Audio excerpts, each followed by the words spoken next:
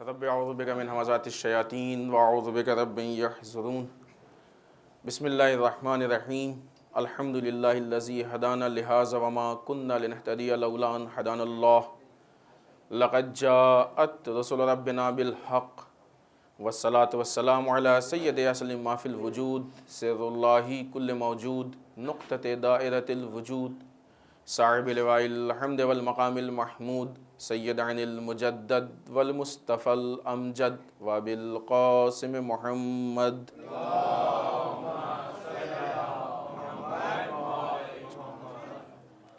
والصلاة والسلام علی آلہ الطیبین الطاہرین المعصومین المظلومین ولعنۃ الدائمۃ الباقیۃ علی اعدائہم اجمعین من الآن الی قیام یوم الدین اما بعد فقد قال امامنا الحسن العسکری علیہ الصلاۃ والسلام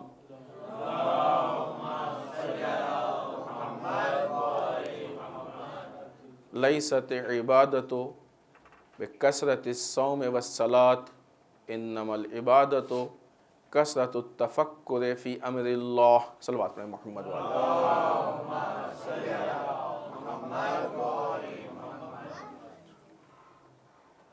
شب شہادت امام حسن عسکری علیہ الصلاۃ والسلام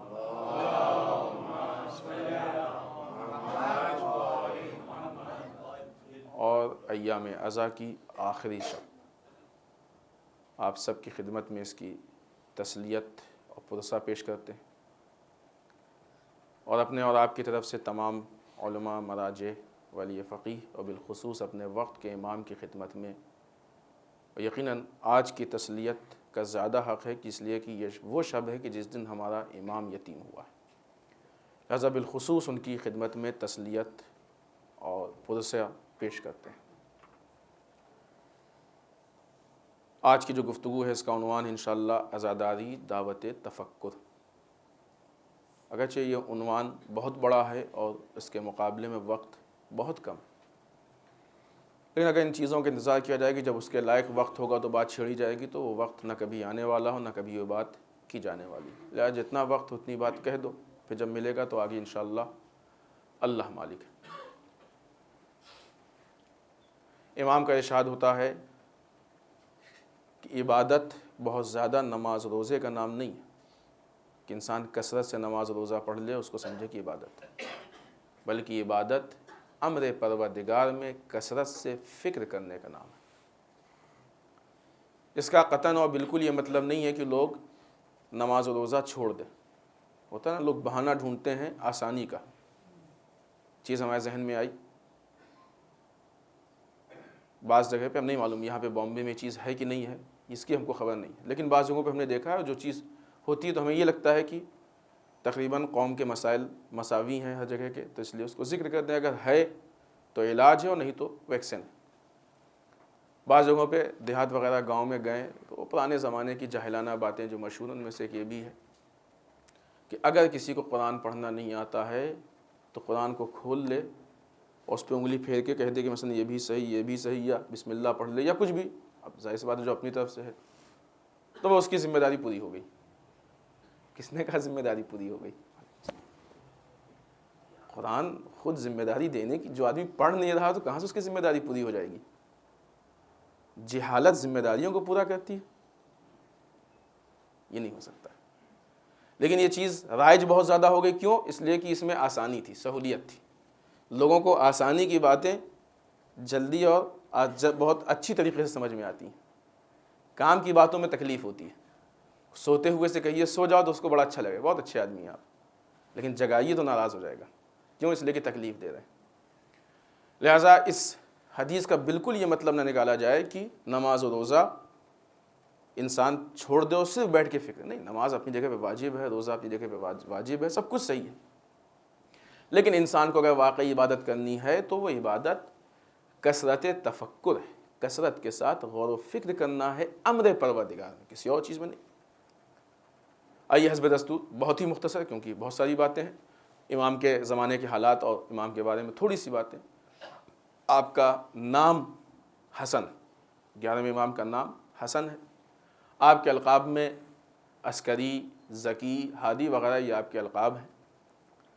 آپ سامارا میں دفن ہوئے ہیں کل کی، یعنی 8 ربیع الاول کی تاریخ آپ کی روز شہادت ہے، سن 260 ہجری۔ آپ کے فرزندوں میں سے صرف آپ کے ایک بیٹے تھے جو امام زمان ہے، اس کے علاوہ کوئی آپ کے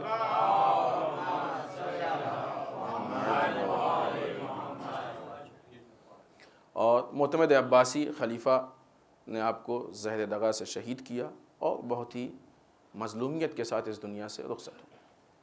زمانے کے حالات بے انتہا خراب تھے، بس اتنے ہی خراب تھے کہ اس کے بعد امام زمانہ کو پردہ غیب، نہ اس کے بعد خود امام کی زندگی میں امام زمانہ پردہ غیب میں تھے۔ امام عسکری کی زندگی میں بہت سے لوگ امام زمانہ کو پہچانتے نہیں تھے۔ آپ کا ایک غلام تھا جس کو آپ نے کچھ خط لے کے بھیجا دوسری جگہوں پہ، واقعہ ہے لیکن صرف اشارہ کریں تاکہ بات واضح ہو جائے۔ خط لے کے بھیجا، وہ خاص غلام تھا کہ جو آپ کا قاصد تھا، خط وغیرہ لے کے جایا کرتا تھا، اس کو خط لے کے بھیجا کہیں پہ اور کہا جب تم لوٹ کے آؤ گے تو ہمارے گھر سے نالا اور شیون کی آوازیں بلند ہوگی، اس وقت جو تم سے ہمارے خطوں کا جواب مانگے وہی ہمارا جانشین۔ یعنی اس کو بھی نہیں معلوم تھا کہ امام کا جانشین کون، اور بھی آپ نے علامتیں بتائیں، تھیلی والی علامت بتائی وغیرہ وغیرہ۔ ہمارے کہا مولا اور کوئی علامت بتائیے، کہا جو ہمارے نماز جنازہ پڑھائے۔ جب وہ لوٹ کے آیا اس نے دیکھا کہ ایک چھوٹا سا بچہ ہے جس کے بال گھنگریلے ہیں، دانتوں کے درمیان میں جگہ ہے، بڑا خوبصورت ہے، گندمی رنگ ہے، یہ وہ تمام خصوصیات حسن و جمال ہو۔ کہا کہ جب دیکھا کہ جعفر کذاب چاہتے ہیں کہ امام کی نماز پڑھائیں تو بچہ آیا اور کہا چچا ہٹیے، اس کام کے لیے ہم زیادہ بہتر ہیں۔ اور اس کے بعد جعفر کذاب کو ہٹا کے اس بچے نے نماز جنازہ پڑھائی۔ اس کے بعد اس قاصد سے خط مانگے، پھر وہ ایران سے ٹولی آئی، ان سے وہ تھیلی کا سوال کیا، پورے واقعات تاریخ میں موجود ہیں۔ تب یہ پہچانے کہ یہ امام ہے۔ لہٰذا بہت سے ایسے چاہنے والے تھے جو پہچانتے ہی نہیں تھے، یعنی امام کی زندگی میں ہی حالات اتنے خراب تھے کہ امام زمانہ کو پردہ غیب میں زندگی گزارنی پڑی۔ ایک دوسری دلیل یہ کہ ابھی امام کی عمر کتنی تھی؟ 28 سال کی عمر ہے۔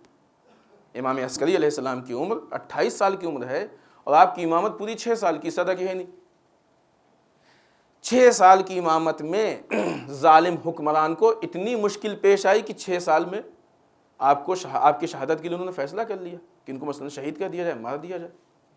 تو نہیں اتنے حالات خراب تھے۔ اب دیکھیں پوری ائمہ کی جو تاریخ اٹھا کے دیکھیں تو آہستہ آہستہ جس طریقے سے ظلم و تشدد میں اضافہ ہوا ہے، وہ آ کے یہاں پہ اپنے منزل کمال پہ پہنچ گیا کہ جس کے نتیجے میں اب بالکل بھی ممکن نہیں تھا کہ امام لوگوں کے بیچ میں رہ کے خدمات دین کو انجام دے۔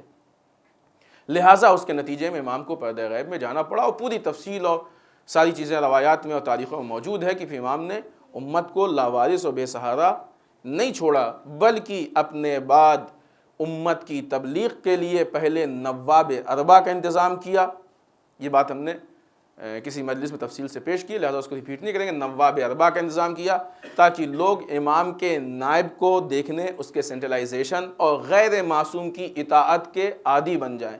پھر نواب اربع کے اس زمانے کے بعد پھر امام پردہ غیب کے غیبت کبریٰ میں گئے، یہ غیبت صغریٰ تھی، تاکہ یہ سلسلہ ہدایت باقی رہے۔ آئیے جو ہم نے حدیث پیش کیا، اس حدیث کے ضمن میں جو عنوان پیش کیا ہے عزاداری دعوت فکر، اس لیے کہ دونوں مناسبتیں ہیں نا، ایام عزا کا آخری دن ہے، امام کی شب شہادت ہے، امام کا قول اور اس قول کے مطابق دین میں جو فکر کی بات، لیکن دین جذبات کا نام نہیں ہے، دین کھیل و کھلونے کا نام نہیں ہے، دین بچوں کی باتیں نہیں ہے، دین فٹ پاتھ چھاپ دکانوں کا کام نہیں ہے کہ کچھ بھی مل جائے رکھ کے بیچ لو۔ دین ایک ذمہ داری کا نام ہے، دین ایک وظیفے کا نام ہے، دین ایک سسٹم کا نام ہے، دین ایک نظام کا نام ہے۔ اسی طریقے سے عزاداری بھی کسی کھیل کا نام نہیں ہے۔ عزاداری وہ ہے کہ جو ہماری قوم کو زندہ کیے ہوئے، عزاداری وہ ہے کہ جس کی وجہ سے ہم زندہ ہیں۔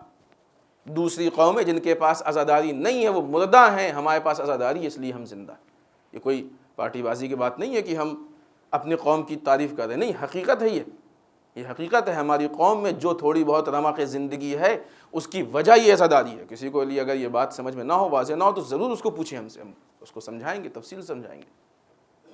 تو آج ہماری قوم میں جتنی بھی رمق عزاداری ہے، جتنی بھی رمق حیات ہے، وہ عزاداری کی بنیاد پہ ہے۔ عزاداری ہی ہے کہ جس کی وجہ سے آج جو دین ہماری قوم میں اور بچوں میں دکھتا ہے، یہ عزاداری کی ہی وجہ سے۔ عزاداری ہی ہے کہ جس نے ہمارے دین کو مضبوط کر رکھا ہے۔ اور چونکہ دشمن نے دیکھا کہ عزاداری ان کے لیے اتنا بڑا سہارا ہے، لہٰذا وہ جو دشمنان دین تھے وہ دشمنان عزا بن گئے، جو دشمنان دین تھے وہ دشمنان عزا بن گئے۔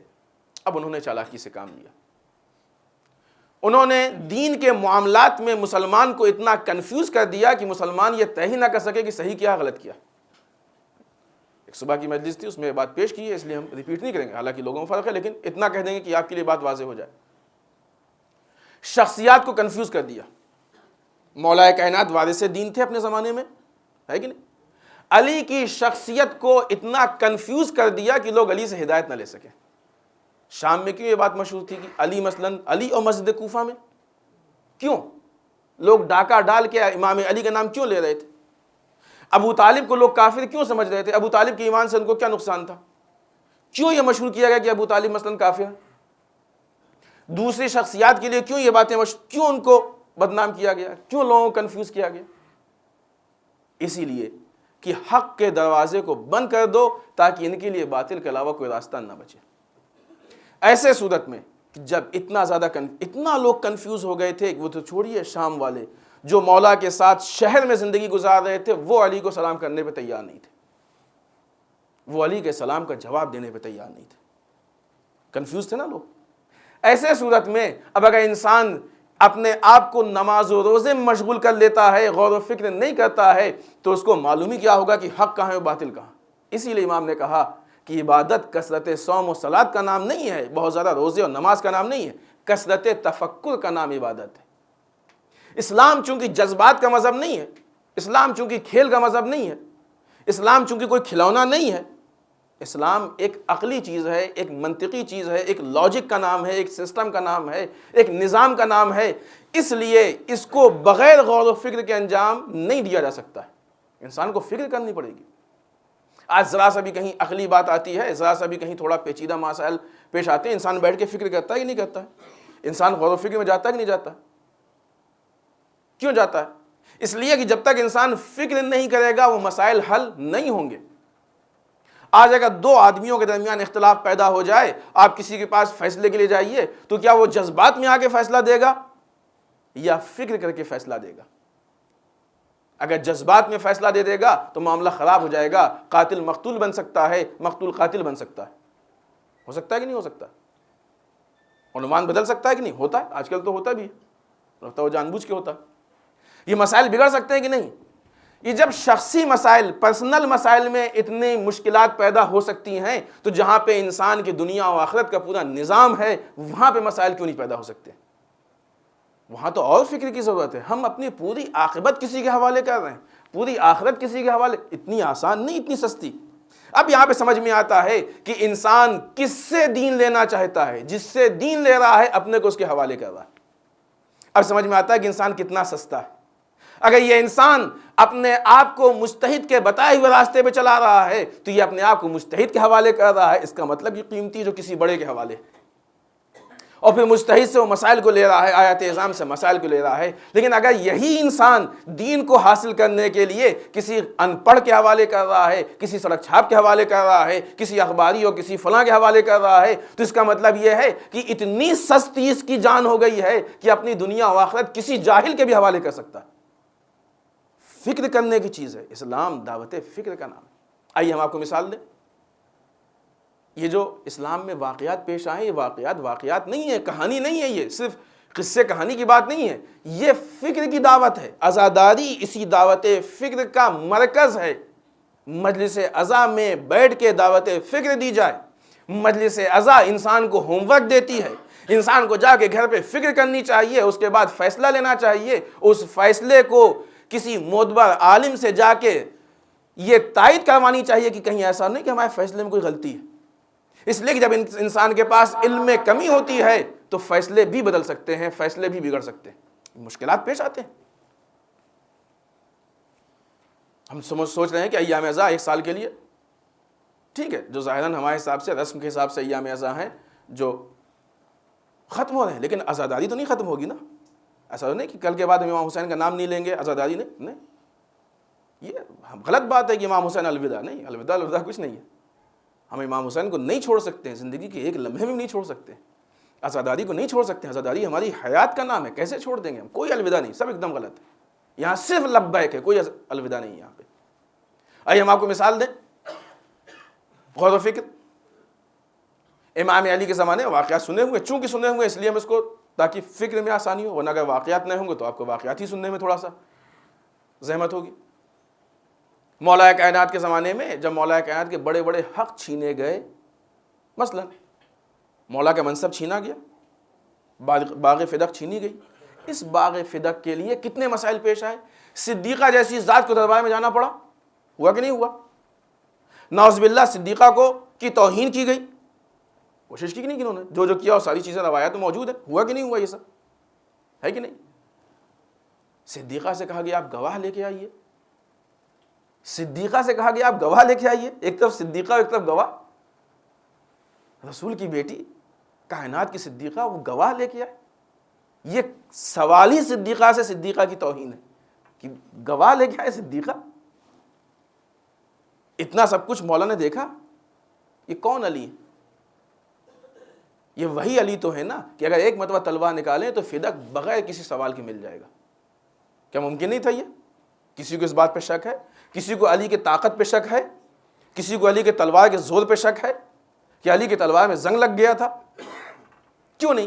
یا نعوذ باللہ یہ فدق علی کا حق نہیں تھا؟ فدق بھی علی کا حق ہے. علی کو شرعاً ولایت بھی حاصل ہے, اختیار حاصل ہے کہ نہیں؟ واقعی حاکم تو علی ہی ہے نا, کوئی لاگ بیٹھ جایا کرے. یعنی اختیار بھی ہے, رائٹ بھی ہے, حق بھی ہے, زور بھی ہے, طاقت بھی ہے, سب کچھ ہے. پھر علی کیوں نہیں جا کے تلوار پہ اس حق کو لے رہے ہیں جس کا نام فدق ہے؟ سوچا آپ نے؟ کیوں نہیں جا کے علی اپنے منصب کو لے رہے ہیں؟ حق ہے ہمارا. انسان اپنے حق کو لڑ کے لیتا ہے کہ نہیں لیتا؟ لے سکتا ہے کہ نہیں لے سکتا؟ کیوں علی جا کے فکر کیا کبھی؟ یہ واقعات صرف سن سن کے واہ واہ اور آہ آہ کرنے کے لیے نہیں ہے. واہ تو انسان کے مزاج کا, انسان کے نیچر کا جواب ہوا کرتا ہے. انسان کو جب چیز اچھی لگتی ہے تو خود بخود منہ سے واہ نکلتا ہے. یہ واہ واہی نہ کہہ کے لینے کی چیز ہے نہ کہہ کے دینے کی چیز ہے. یہ نہیں معلوم, اب حالات خراب ہو, بات میں بات آ جاتی ہے, ایک جملہ کہتے چلیں. یہ واہ واہی مانگنے کی چیز نہیں ہوتی. ممبر بیٹھ کے ہم آپ سے کہیں تعریف کیجیے اور سمجھ میں نہیں آیا آپ کے, یہ اچھی بزموں کا چلن بھی نہیں تھا, یہ بہت بری بزموں میں تھا. نہیں معلوم کیسے ہماری بزموں میں آ گیا. یہ عزاداری پہ ہونے والے ظلم ہیں کہ ممبر پہ بیٹھ کے داد مانگی جائے. کیوں ہم اپنی تعریف کے پیچھے اتنا پریشان ہیں؟ ہم یہاں اپنے کو ظاہر کرنے کے لیے آئے ہیں یا اسلام کو پیش کرنے کے لیے آئے ہیں؟ کیوں ہم کو اس بات کی فکر ہے کہ ہماری تعریف ہو؟ کیوں اس بات کی فکر نہیں ہے کہ اسلام پیش کیا جائے؟ یہاں سے بہت سارے مسائل کھڑے ہوتے ہیں, کیونکہ یہ ہمارے موضوع سے باہر کی چیز, لہٰذا اس کو بھی ہم ٹچ نہیں کریں گے.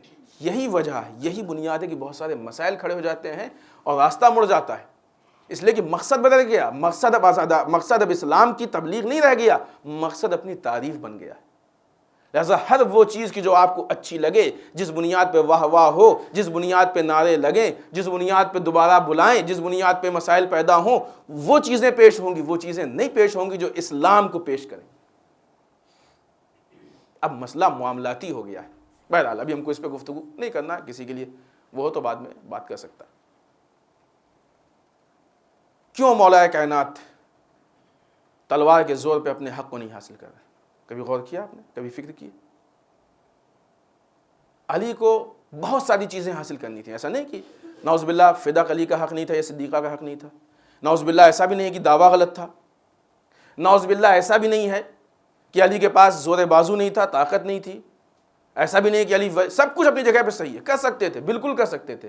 لیکن علی کو فدق لینا تھا, فدق ہی نہیں لینا تھا. فرق ہے دونوں میں. علی کو فدق لینا تھا, لیکن ایسا نہیں کہ صرف فدق ہی لینا ہو, بہت کچھ لینا تھا علی کو.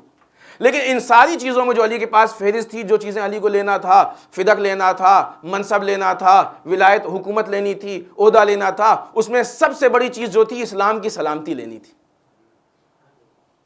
اسلام کی سلامتی سب سے اہم ہے. اسلام کے لیے فدق کو علی قربان کر سکتے ہیں, فدق کے لیے اسلام کو نہیں قربان کر سکتے. اب جب مسئلہ یہ آیا کہ اگر علی تلوار نکال لیں گے، علی دربار میں آ جائیں گے، علی آ جائیے تلوار نکال کے دربار میں آ جائیے، آپ کو فدق بھی مل جائے گا، آپ کو آپ کا منصب بھی مل جائے گا، آپ کو آپ کا عہدہ بھی مل جائے گا، آپ کو حکومت بھی مل جائے گی، سب کچھ مل جائے گی، لیکن اسلام کے 2 ٹکڑے ہو جائیں گے۔ علی نے کہا ہم کو اسلام کے ٹکڑے ہوتے ہوئے ہونا دیکھنا برداشت نہیں ہے، فدق جاتا ہے جانے دو، لیکن اسلام کو ہاتھ سے نہیں جانے دیں گے۔ ہمیں امت، اب اس کو آئیں دوسرے الفاظ میں کہہ دیا جائے کہ ہم کو امت مسلمہ کا اتحاد بہت عزیز ہے بنسبت اس کے کہ علی کو فدق مل جائے۔ ورنہ امت مسلمہ وہ لوگ کہ جو اتحاد کے مخالفین ہیں، وہ لوگ کہ جو کہتے ہیں یہ اتحادی ہیں، ہم نے کسی مجلس میں 28 صفحہ کی مجلس میں کہا کہ اگر آپ ہم کو کہتے ہیں ہم اتحادی ہیں تو پھر آپ کیا ہیں؟ آپ فسادی ہیں اتحادی کے مقابلے میں؟ اتحادی کے مقابلے میں فسادی تو آتا ہے۔ اگر آپ کو اس بات پہ اعتراض ہے کہ اتحاد بری چیز ہے تو آپ بتائیے کہ یہاں پہ علی نے ان ساری طاقتوں کے ہونے کے باوجود کیوں صدیقہ کو دربار میں بھیجا؟ کیوں تلوار لے کے نہیں گئے؟ کیوں فدق کو نہیں لیا؟ فکر کریں، دعوت فکر کا مقام ہے۔ سوال اس بات کا ہے کہ جب لینا نہیں تھا تو بھیجا کیوں؟ بات یہ بھی مکمل ہونی چاہیے نا، ورنہ ذہن میں کنفیوز رہ جائے گا کہ جب لینا نہیں تھا تو بھیجا کیوں؟ عزیزان محترم، لینا تھا، ایسا نہیں کہ نہیں لینا تھا، لینا تھا، اسلام کی قیمت پہ نہیں لینا تھا۔ اور اگر صدیقہ نہیں جاتی تو آج کی تاریخ میں آپ کو یہ کیسے معلوم ہوتا کہ فدق صدیقہ کا حق ہے یا غیروں کا حق ہے؟ دربار میں جا کے بتا دیا کہ فدق ہمارا حق ہے۔ اگر صدیقہ نہیں جاتی تو آپ کو کیسے معلوم ہوتا کہ غاصب کون ہے؟ اگر صدیقہ نہیں جاتی تو آپ کو کیسے معلوم ہوتا ظالم کون ہے؟ اگر صدیقہ نہیں جاتی تو آپ کو کیسے معلوم ہوتا کہ کون غلط جگہ پہ بیٹھا ہے؟ آپ کو کیسے معلوم ہوتا کہ کس نے حق کو چھینا ہے؟ آپ کو کیسے معلوم ہوتا کہ کس کا مال ہے؟ صدیقہ نے دربار میں جا کے لوگوں کے نقاب سے، لوگوں کے چہروں سے نقاب کو اتار دیا کہ دیکھو جس کے اوپر خلافت کا نقاب ہے، اس نقاب کے پیچھے یہ ظالم بھی ہے، یہ جابر بھی ہے، غاصب بھی ہے۔ صدیقہ نے جا کے بہت سارے مسائل کو حل کر دیا۔ صدیقہ کے جانے میں بھی مصلحت تھی، علی کی تلوار نہ اٹھانے میں بھی مصلحت تھی۔ فکر کریں۔ دوسری مثال، وقت تیزی سے بڑھ رہا ہے، یہ تو ہو گئی بات تاریخ اسلام سے۔ تاریخ اسلام بھری پڑی ہے، میں نے صرف ایک مثال آپ کے سامنے پیش کی۔ اب آئیے ہم کیا کریں؟ آج ہمارے سامنے مسائل پیش آتے ہیں نا، آج ہمارے سامنے مشکلات پیش آتی ہیں۔ آج دین کے نام پہ ہر آدمی کھینچ رہا ہے، اگرچہ خود رسول کی حدیث ہے کہ ہماری امت کے 72 فرقے ہو جائیں گے جس میں سے ایک ناجی ہے۔ 72 فرقے ہو جائیں گے جس میں سے ایک ناجی ہے۔ ہم بات امت مسلمہ کے لیے کر رہے ہیں، صرف شیعوں کی نہیں، کیونکہ بات مسلمانوں کی، تبلیغ مسلمانوں کے لیے۔ صرف ایک ناجی ہے، جنت میں جانے والا صرف ایک۔ اب ایک عام مسلمان بیچارہ پریشان، کس کو مانے کس کو نہ مانے، اور پھر عام مسلمان سے ہٹ کے ہمارے لیے بعض اوقات مشکلات ہوتی ہیں، فکری اختلاف میں مشکلات ہوتی ہیں، ہے کہ نہیں؟ کیا کریں کیا نہ کریں، کیسے کریں کیسے نہ کریں، کس راستے میں بڑھیں کس راستے میں نہ بڑھیں، یہ ایک الگ مسئلہ ہے، وہ ایک الگ مسئلہ ہے۔ مشکلات پیدا ہوتی ہیں نہیں ہوتی؟ ہم کیا کریں؟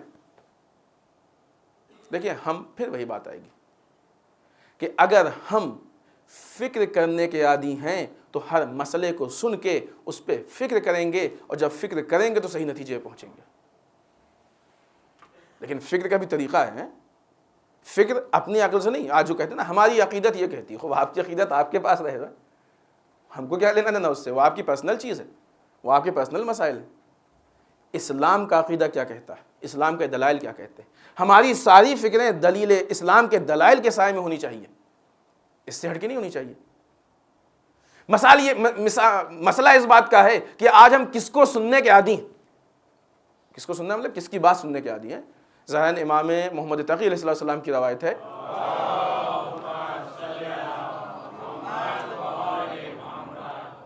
کہ جو انسان جس کی بات کو سن کے مان لیتا ہے وہ گویا اس کی عبادت کرتا ہے۔ اگر یہ بات کرنے والا اللہ کی باتیں کہتا ہے تو یہ خدا کی بات کرتا ہے، اور بات کرنے والا شیطان کی باتیں کہتا ہے تو یہ پھر شیطان کی بات۔ یہ بہت اہم ہے کہ ہم کس کی بات سنتے ہیں۔ آئیے دیکھیں اس کا اثر کہاں پڑتا ہے۔ انسان جب مرے گا تو مرنے کے بعد قبر میں جائے گا، حالت احتضار میں بھی ہے اور قبر میں بھی ہے، روایتوں میں موجود ہے کہ جب انسان کا دم نکلنے والا ہوگا اس وقت مولا آئیں گے، آنے کے بعد اس کو سہارا دیں گے، اس کو بتائیں گے۔ اسی وقت جب کہ حالت احتضار میں انسان کا دم نکلتا ہوگا شیطان بھی آئے گا۔ شیطان اس کے ایمان سے اس کو ہٹانے کی کوشش کرے گا، علی اس کو بچانے کی کوشش کریں گے۔ شیطان اپنی بات کہے گا، مولا اپنی بات کہیں گے۔ اب یہ انسان یہاں بیچ میں پڑا ہوا، یہ بہت تفصیلی گفتگو ہے، لیکن اب دامن وقت میں اتنی گنجائش نہیں کہ ہم سارے پہلو اس کے پیش کریں، بس مختصر میں تاکہ ہم نتیجے تک آپ کو پہنچا سکیں اور آپ کی زحمت ہو۔ یہ ماننے والا بیچارہ بیچ میں پریشان، کس کی بات مانے؟ آپ کو کیا لگتا ہے کہ شیطان بن کے آئے گا؟ شیطان بتا کے آئے گا کہ میں ابلیس کہتا ہوں کہ تم ایمان چھوڑ دو، ایسا کہے گا؟ نہیں، شیطان اس شکل کو اختیار کر کے آئے گا جس شکل پہ آپ بھروسہ کر سکتے ہو۔ جب مارکیٹ میں ڈپلیکیٹ پروڈکٹس آتے ہیں، کس شکل میں آتے ہیں؟ لکھا ہوتا ہے ڈپلیکیٹ ہے، لکھا ہوتا ہے اوریجنل نہیں ہے؟ نہیں، یہ زمانے کی جو سب سے مشہور و معتبر کمپنی ہوتی ہے اس کا اسٹیمپ اس پہ لگتا ہے۔ ہوتا ہے کہ نہیں ہوتا ایسا؟ کیوں؟ اگر ایسا نہیں ہوگا تو سامنے والا دھوکہ ہی کیسے کھائے گا؟ ہم کو تو دھوکہ دینا ہے نا۔ اسی طریقے جب شیطان آئے گا، اس کو دھوکہ دینا ہوگا، تو وہ شکل اختیار کر کے آئے گا جس کی بات آپ آسانی سے مان لیں۔ اب یہاں پہ اور بڑی مشکل پیش آئی، دیکھیں یہ مشکل ہر ایک کے ساتھ پیش آنی، ہم سب کو ماننا ہے، برانا ماننے کی چیز نہیں ہے، ماننے کے نام پہ انشاءاللہ ماننا ہے، یقینی نہ موت، سب کو ماننا ہے انشاءاللہ۔ سب اس منزل سے گزریں گے۔ ایک طرف شیطان ہے کہ جو آپ کے ایمان کو ختم کرنا چاہتا ہے، برباد کرنا چاہتا ہے، ایک طرف علی ہے جو آپ کے ایمان کو بچانا چاہتے ہیں۔ یہ علی کی مشکل کشائی ہے۔ ہم کو تو احساس بھی نہیں تھا کہ ہم کو یہاں پہ علی کو بلانا ہے۔ مشکل کشا تو وہی ہے جو بلانے پہ آ جائے، وہ کیا مشکل کشا ہے؟ مشکل کشا تو وہ ہے کہ جو اپنے ماننے والے کی مشکلات کو خود محسوس کر کے پہنچ جائے۔ علی اس مشکل کشا کا نام ہے۔ عزیزان محترم، ہم جب علی کو پکارتے ہیں تو بہت دیر ہو چکی ہوتی ہے، علی اس سے پہلے ہماری مدد کر چکے ہوتے ہیں۔ علی اس مشکل کشا کا نام ہے۔ کتنی تو ایسی مشکل کشائی ہے علی کی جس کا ہم کو احساس بھی نہیں کہ علی نے ہم پہ یہ احسانات کیے، نہیں معلوم، واقعی نہیں معلوم۔ کتنے تو مولا نے ایسے ہمارے مسائل حل کیے ہیں کہ ہم کو یہ معلوم ہی نہیں کہ وہ مسائل کب و کہاں پیدا ہوئے۔ یہ علی کی مشکل کشائی ہے۔ علی اس وقت بھی مشکل کشائی کے لیے ہوں گے، علی قبر میں بھی مشکل کشائی کے لیے ہوں گے، علی محشر میں بھی مشکل کشائی کے لیے ہوں گے، لیکن مسئلہ یہ ہے کہ کیا ہم اس لائق ہوں گے کہ اس مشکل کشائی کو ہم اپنے اندر اتار سکیں، ہم اس راستے پہ چل سکیں؟ کیونکہ ایک طرف وہ کہہ رہا ہے، ایک طرف علی کہہ رہا ہے۔ اب کون لے پائے گا؟ اب مسئلہ اس بات کا ہے کہ انسان زمانے میں، دنیا میں جیسی زندگی گزار کے گیا ہوگا، اسی اعتبار سے وہاں فیصلہ کرے گا۔ اب اگر اس انسان نے دنیا میں سیرت علی اور کردار علی کو پہچانا ہوگا تو ایک نگاہ میں دیکھ کے پہچان جائے گا کہ یہ علی ہے۔ جب یہ طے ہو گیا کہ یہ علی ہیں تو اب علی کے مقابلے میں آنے والا کوئی بھی ہو، کیسا بھی ہو، باطل ہے۔ پہچانے علی کے مقابلے میں آنے والا کوئی بھی ہو، کیسا بھی ہو، وہ باطل ہے۔ آئیے پھر مثال لیں۔ آپ مارکیٹ میں جاتے ہیں، آپ کو کوئی اچھی چیز لینی ہے، مہنگی چیز لینی ہے، دو باتیں ہوتی ہیں۔ ایک تو آپ کو کمپنی کا نام معلوم ہوتا ہے، بس آپ کو نشانیاں نہیں معلوم، آپ پہچانتے نہیں ہیں، آپ کو معرفت نہیں ہے، صرف نام معلوم ہے۔ جو انسان صرف نام جان کے جا کے اس پروڈکٹ کو لیتا ہے وہ ڈپلیکیٹ میں پھنس سکتا ہے، اس لیے کہ اس کو صرف نام معلوم ہے۔ نام اوریجنل پہ بھی ہوتا ہے، ڈپلیکیٹ پہ بھی ہوتا ہے۔ لہذا نام کے بیس پہ خریدنے والا اوریجنل کے دھوکے میں ڈپلیکیٹ لے کے چلا آتا ہے، اس کو معلوم ہی نہیں ہوتا کہ بیوقوف بن گیا۔ کون نہیں بیوقوف بنتا ہے؟ جس کو یہ معلوم ہوتا ہے کہ اوریجنل کی صفات کیا ہیں، ڈپلیکیٹ کی خامیاں کیا ہیں، اوریجنل میں کیا ہونا چاہیے، ڈپلیکیٹ میں کیا چیزیں نہیں ہونی چاہیے۔ اب جب وہ نام دیکھتا ہے کہتا نہیں ہم کو نام پہ بھروسہ نہیں ہے، نام کی تو بہت سی چیزیں ہیں، ہم کو کام پہ بھروسہ ہے، ہم کو دیکھنا ہوگا کہ اس کے اندر وہ شرائط پائے جاتے ہیں کہ نہیں، وہ صفات پائے جاتے ہیں کہ نہیں۔ عزیزان محترم، علی والے وہ صرف نہیں ہیں کہ جو صرف علی علی کریں، علی والے وہ ہیں جو کردار علی کو پہچانتے ہوں۔ جب کردار علی کو پہچانتے ہوں گے، اب اگر مرنے کے ٹائم دو طرف سے آواز آ جائے بالفرض کہ ہم علی ہیں تو ہم پہچانتے ہوں گے، لہذا کردار دیکھ کے پہچان لیں گے کہ یہ ہمارا علی ہے، یہ جھوٹا ہے۔ بات نام کی نہیں ہے، بات معرفت کی ہے۔ لہذا اس دنیا میں اپنے آپ کو ایسا بنا لیں کہ صرف علی کی بات سنیں، کسی اور کی بات نہ سنیں۔ بات بتانے والے تو بہت سے مل جائیں گے۔ آج کس کو خراب لگتا ہے؟ آج آپ کسی سے بھی کہہ دیجئے کہ آپ ہماری رہنمائی کیجئے، ہم حاضر ہیں، تو بیوقوف سے بیوقوف آدمی تیار ہوگا۔ ہاں ہاں بالکل، ہر آدمی کو شوق ہے، یہ تو ایک نشہ ہوتا ہے نا، دوسروں کے اوپر احکام چلانا، دوسروں کو بتانا، دوسروں کی رہنمائی کرنا، یہ نشہ ہے آج کے زمانے کا، ہر آدمی کو شوق ہے۔ آپ دیکھیے نا، ممبر پہ ہر طرح کے پڑھاؤ نہ پڑھاؤ سب آیا کرتے ہیں، کیوں؟ اس لیے کہ ان کو شوق ہے۔ اپنے مسائل کم حل ہوتے ہیں، دوسرے کے مسائل زیادہ حل ہوتے ہیں۔ یہ شوق ہے نا، ایک طرح کا نشہ ہے یہ۔ تو ایسے تو آپ کو بہت سے مل جائیں گے۔ مسئلہ اس کا نہیں ہے کہ بتانے والے کتنے ہیں، مسئلہ اس کا ہے کہ کون اس لائق ہے کہ جو بتا سکتا ہے۔ جس وقت مولا کائنات ظاہری اعتبار سے حکومت و خلافت کر رہے تھے، کیا اس وقت ہدایت، ظاہری طور سے ہدایت کرنے والوں کی کمی تھی؟ ایک فہرست تھی، ہر آدمی چاہتا تھا کہ مثلا ہم راستہ بتائیں، ہم راستہ بتائیں۔ ایسے میں جب کہ خود علی موجود تھے، آپ بتائیے کہ مسلمانوں میں سے کتنے لوگ تھے کہ جو علی کے بتائے ہوئے راستے پہ چل رہے تھے؟ وہ لوگ کہ جو علی کے سلام کے روادار نہ ہوں، وہ علی کے بتائے ہوئے راستے پہ چلیں گے؟ وہ لوگ کہ جو علی کے ساتھ جنگ صفین میں تھے، جان دینے کو تیار تھے، وہی نیزے پہ قرآن دے کے بہک گئے؟ کیوں؟ اس لیے کہ اطاعت علی کے عادی نہیں تھے، ولایت علی کے عادی نہیں تھے، معرفت علی نہیں تھی ان کے پاس، نام علی تھا ان کے پاس، کردار علی نہیں تھا ان کے پاس۔ علی کے نام کو جانتے تھے، علی کے کردار کو نہیں پہچانتے تھے، معرفت نہیں تھی۔ بس سب سے پہلی مشکل جو ہمارے سمجھ میں آ جائے گی، مشکلات تو ابھی بھی ہیں، علی کے کردار کو، علی مشکل کشا ہیں، علی کو پہچانتے جاؤ، مشکل کشائی خود بخود ہوتی جائے گی۔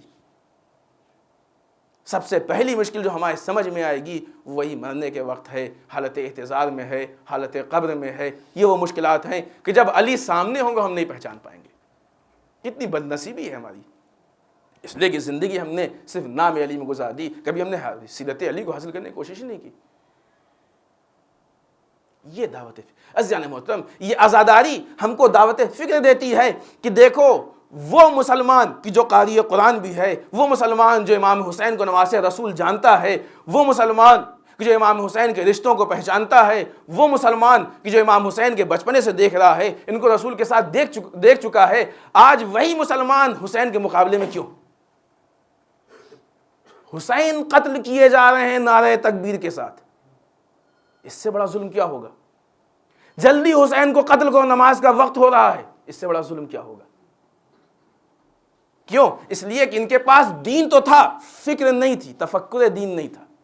ان کے پاس صوم و صلات تو تھے، تفکر دین نہیں تھا۔ امام اسی چیز کو بتانا چاہتے ہیں، اس لیے کہ معلوم ہے کہ اب جب ہمارا آنے والا بیٹا پردہ غیب میں جائے گا، جب امام سامنے تھے جس نے فکر نہیں کی وہ بہک گیا، جب امام پردہ غیب میں ہوں گے تو کیوں نہیں بہکے گا؟ پھر غور کریں اس کو آپ۔ امام حسین کے ہوتے ہوئے لوگ امام کے مقابلے میں کھڑے ہیں کہ نہیں کھڑے؟ امام علی کے ہوتے ہوئے لوگ علی کے مقابلے میں کھڑے ہیں کہ نہیں کھڑے؟ مسلمان کی بات کر رہے ہیں، نان مسلم کی بات نہیں ہو رہی، مسلمان کھڑا ہے۔ ائمہ کے زمانے میں مسائل موجود ہوئے کہ نہیں ہوئے؟ اب ایسے حالات میں ہماری کیا ذمہ داری ہے؟ نام حسین کافی ہوگا، نام علی کافی ہوگا؟ نہیں، کردار حسین چاہیے، سیرت علی چاہیے۔ عزاداری اسی طرف دعوت دیتی ہے۔ ایک جملہ یہاں پہ ہم کہیں گے، اس کے پہلے بھی ہم نے کیا ہے کہ آج آپ نے 2 مہینے 8 دن کی عزاداری منائی ہے۔ آج آپ کیلکولیشن کیجئے، حساب و کتاب کیجئے کہ اس 2 مہینے 8 دن میں کتنا آپ علی سے قریب ہوئے ہیں، کتنا حسین سے قریب ہوئے ہیں، کتنا خدا سے قریب ہوئے ہیں۔ 68 دن 67 دن میں کتنے قدم آپ آگے بڑھے؟ اگر بڑھے ہیں تو اس کا مطلب کہ ہم نے حق عزاداری ادا کیا ہے، نہیں بڑھے ہیں تو ہماری مثال کولو کے بیل کی جیسی ہے کہ 2 مہینے چلتے رہے لیکن اپنی ہی جگہ پہ رہے۔ دعوت فکر ہے، اور فکر کی جگہ وقت تیزی سے پڑھ رہا ہے، اپنی بات کو ہم سمیٹ کے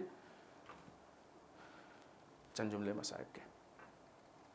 کبھی بھی کوئی بات انسان کو ہی نہیں سوچنی چاہیے۔ دیکھیں، اسلام ضد، ایگو، انانیت کا نام نہیں ہے، اسلام تلاش حق کا نام ہے، اسلام تلاش حق کا نام ہے۔ امام حسین جیسی ذات میدان کربلا میں بار بار خطبہ کہہ رہی ہے، ہدایت کی کوشش کر رہی ہے، پھر بھی یزیدی فوج پہ اثر نہیں ہو رہا۔ کیوں؟ اس لیے کہ انہوں نے طے کر لیا تھا کہ ہم یزید کی طرف ہیں اور یہیں رہنا ہے۔ یہ سب سے بڑی غلطی ہے۔ انہوں نے راستوں کو بند کر لیا تھا، دروازوں کو بند کر لیا تھا، ہدایت کے دروازے بند ہو گئے تھے، ہدایت نہیں پہنچ سکتی تھی۔ یہ مشکل۔ اسلام، حقیقی اسلام نے کبھی بھی آپ کے فکر کے دروازوں کو نہیں بند کیا۔ اسلام تو دعوت دیتا ہے کہ آپ دوسرے مذہبوں پہ جا کے فکر کیجئے، کیونکہ ہمیں معلوم ہے کہ جب آپ سب پہ فکر کریں گے تو آپ کا عقیدہ اور مضبوط ہوگا، اس لیے کہ حق سب سے روشن ہوتا ہے اور باطل کھل کے سامنے آ جاتا ہے۔ امیر شام نے، یزید نے، ان جیسے لوگوں نے، یا جس وقت رسول اعلان اسلام کر رہے تھے اس وقت رسول کے مخالفین نے اپنے چاہنے والے اور ماننے والوں کے اوپر دروازوں کو بند کر دیا تھا کہ ان کی مت سنو، ان کی مت سنو، یہی حق ہے، وہ غلط ہے۔ امام حسین نے دروازوں کو کھلا رکھا تھا، مولا کائنات نے دروازوں کو کھلا رکھا تھا، سرور کائنات نے دروازوں کو کھلا رکھا تھا۔ تم سب پہ ریسرچ کرو، تم اور نزدیک ہو جاؤ گے۔ اگر ہم نے یہ سوچ لیا کہ ہم جو کر رہے ہیں وہی صحیح ہے باقی سب غلط ہے، دوسروں کی بات سنیں، کبھی اس پہ مسکرا بھی دیں، کبھی ہنس بھی دیں، کبھی مزہ، ایسا نہیں ہوتا ہے۔ حق تلاش کرنے والا ایک چھوٹے چھوٹے پوائنٹ کے پیچھے جاتا ہے۔ اگر واقعی حق تلاش کرنے والا ہے، روز محشر یہ چیز کام نہیں آئے گی کہ مولا ہمارا ایگو ہمارے ساتھ رہا، روز محشر یہ سوال ہوگا کہ تمہارا دین تمہارے ساتھ تھا کہ نہیں تھا، یہ سوال ہوگا۔ دین تلاش کرنے والا یہ نہیں طے کرتا ہے کہ بس فلاں غلط ہے اور جو بھی کہے سب غلط ہے، دین تلاش کرنے والا ہر ایک کی بات پہ غور و فکر کرتا ہے۔ کربلا اسی کا نمونہ ہے۔ اتنی بڑی فوج امام حسین کی بات بار بار خطبے نہیں سدھر پائی، بہت افسوس کی بات ہے۔ پھر یہ بھی ہے دعوت فکر ہے، غور کرے انسان، کون سے ایسے مسائل تھے، کون سے ایسی وجوہات تھیں کہ اتنے سارے امام حسین، ہماری آپ کی بات تو نہیں ہے نا، وقت کا امام خطبہ کہہ رہا ہے، اس کے خطبے کے بعد لوگ نہیں سن پا رہے ہیں، سمجھ پا رہے ہیں، بدل نہیں پا رہے ہیں۔ اس کا مطلب کہ انہوں نے اپنے دروازوں کو اتنی مضبوطی سے بند کر دیا تھا کہ حق کو بالکل راستہ نہیں دیا گیا۔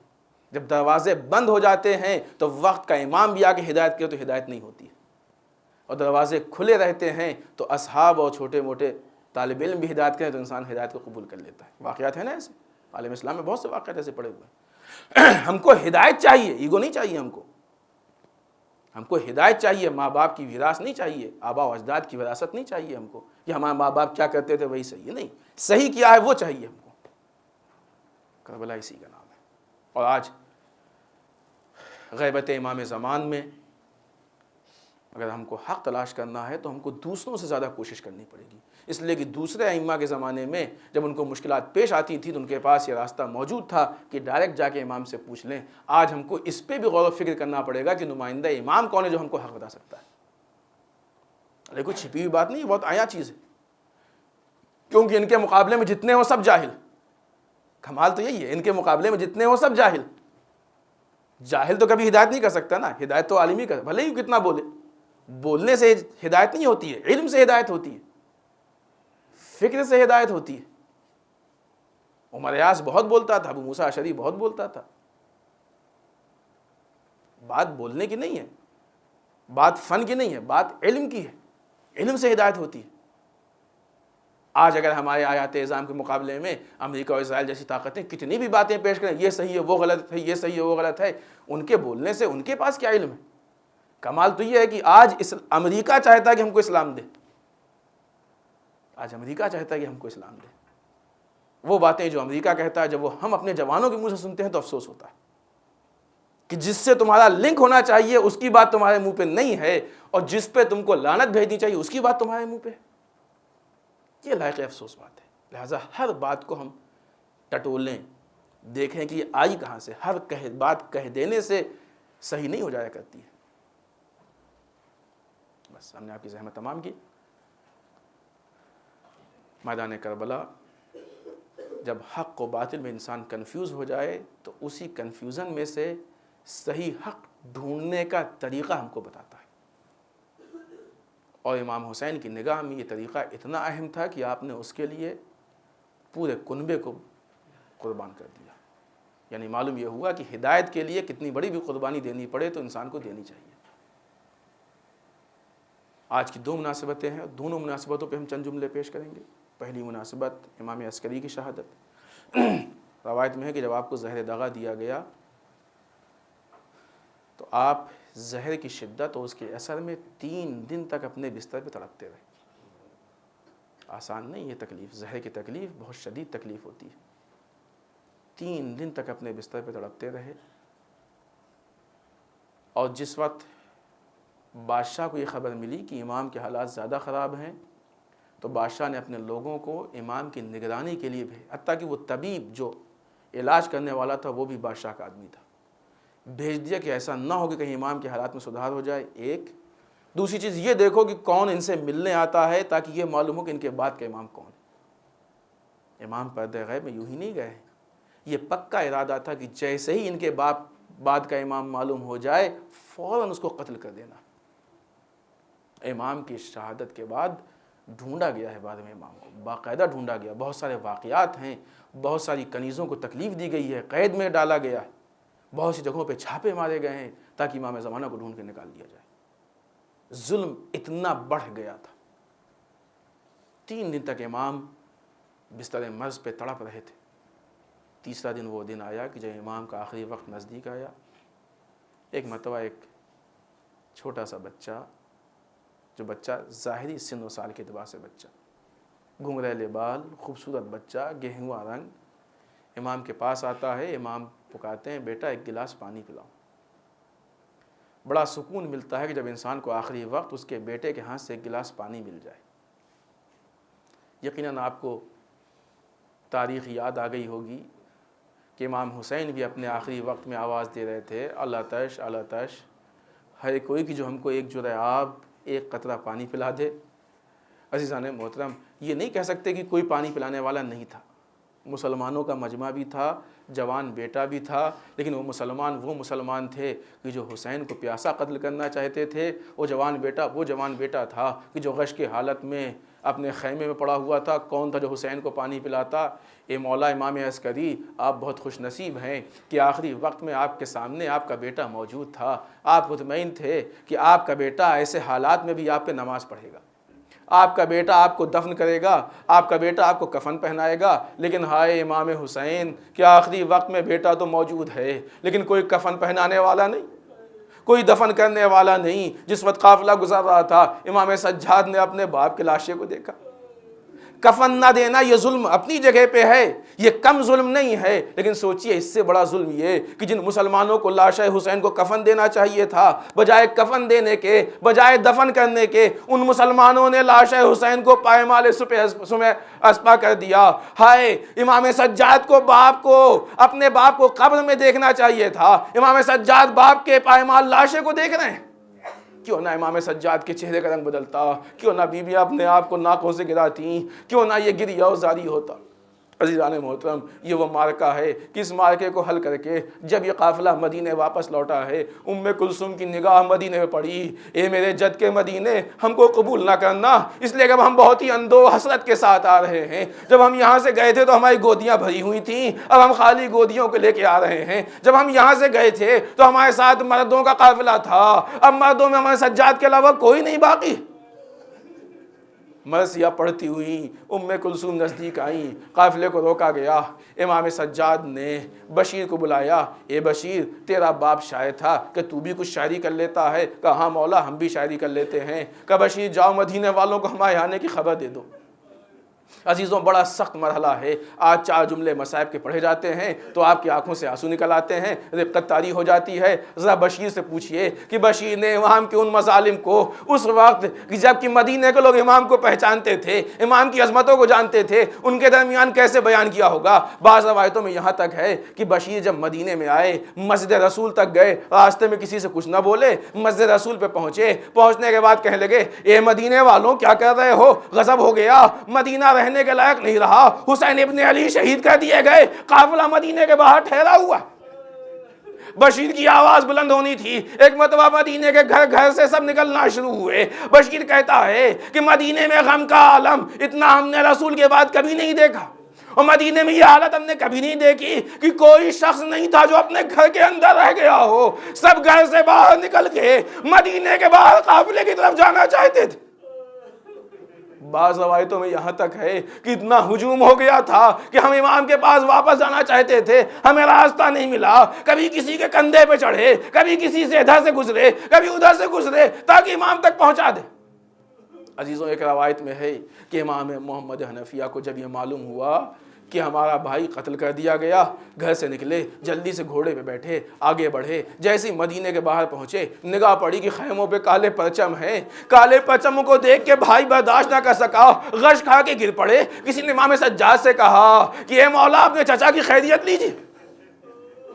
امام سجاد آئے، چچا کو غش سے فاقہ دلایا، چچا کو اٹھایا، اے چچا کیا حال ہے؟ بیٹا تم بتاؤ میدان کربلا میں کیا گزری؟ کہا چچا جان کچھ مت پوچھئے، بس وہ مصائب و آلام ڈھائے گئے۔ عزیزو، امام سجاد کا ایک شکوہ روایت میں ہے کہ جب سب لوگ جمع ہو گئے، امام سجاد نے ایک شکوہ کیا، ایک غلام نے لا کے کرسی رکھی، امام بیٹھے، بیٹھنے کے بعد بڑا عجیب جملہ کہتے ہیں، اگر انسان سمجھ لے تو شاید پوری زندگی کے لیے کافی ہے، کہ اگر ہمارے نانا نے، اگر رسول نے اتنی باتیں ہمارے احترام و فضائل کے لیے کہی ہیں، اگر اتنی مخالفت میں کہتے تب بھی اس سے زیادہ ہم پہ ظلم نہیں ہو سکتا تھا۔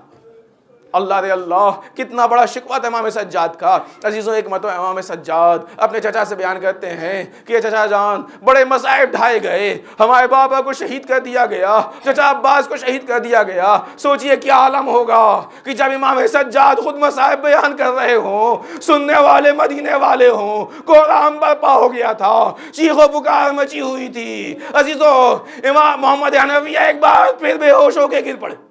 کیسے برداشت کر سکتے تھے اپنے بھائی کی خبر موت؟ لو عزادارو، بس چند جملے اور آپ کی زحمت تمام۔ قافلہ ایک مرتبہ مدینے میں داخل ہو رہا ہے۔ عزیزو، زینب آئیں۔ زینب کے پاس 2 تبرکات تھے۔ زینب کو تبرکات بلکہ 2 امانتیں تھیں، وہ امانتیں ان کے مستحق تک پہنچانی تھی، اس کے مالک تک پہنچانی تھی۔ زینب قبر رسول پہ گئیں، ام المومنین سے ملاقات ہوئی۔